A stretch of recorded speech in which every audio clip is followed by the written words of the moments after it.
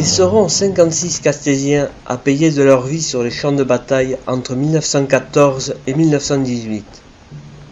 Fauchés dans leur jeunesse, ils méritent toute notre reconnaissance et notre respect.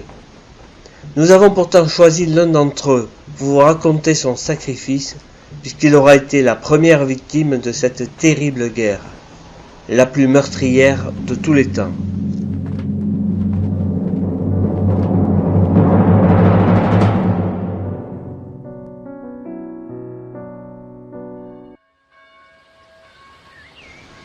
Je m'appelle Cyprien Brett, j'ai 27 ans. Je suis né à Saint-Sevé dans les Landes le 11 février 1887. Ordonné prêtre le 19 juin dernier, je reviens à Castets en ce mois de juillet 1914.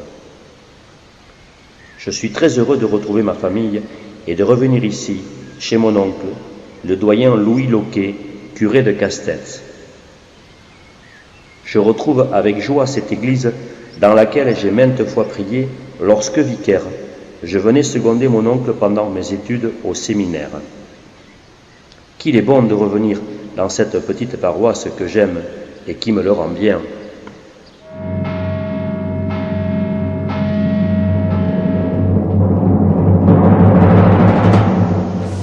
Je n'oublierai jamais ce départ de cette petite gare, où tous nos paroissiens étaient là, musique en tête.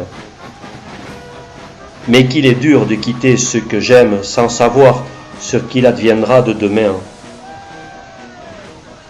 Mon âme de prêtre dut-elle en pâtir? Je ferai mon devoir et j'agirai en soldat pour mon pays.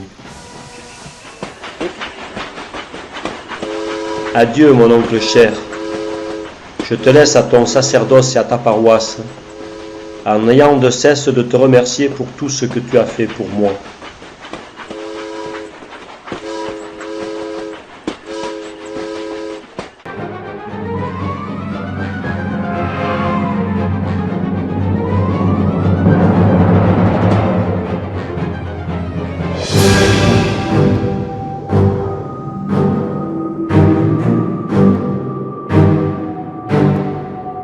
On charge à la baïonnette, car les Allemands sont là, à peine à 50 mètres de nous.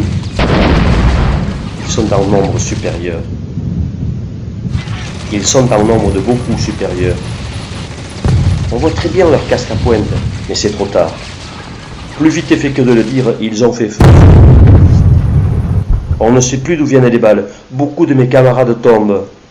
Mon Dieu, aidez-nous.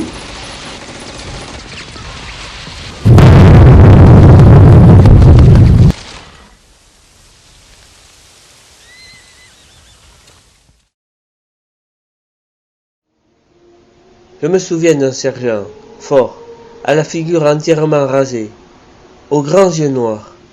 C'était un prêtre, blessé d'une balle à la nuque.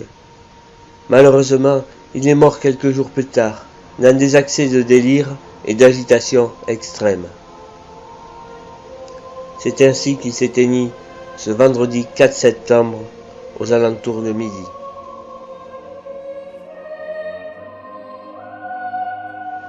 Inhumé, après son décès, au cimetière de Fontaine-l'Évêque, parmi une de ses tombes, son corps fut ensuite exhumé par les autorités allemandes et déplacé en 1918 au cimetière militaire de Collarmont.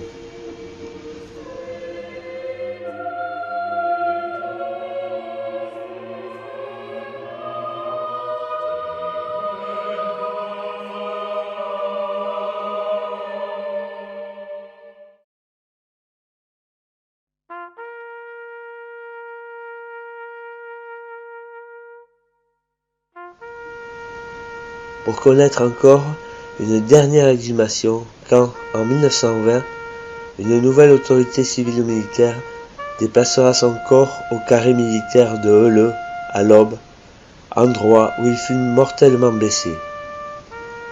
Il repose désormais parmi ses frères d'armes, sous le numéro de tombe 217.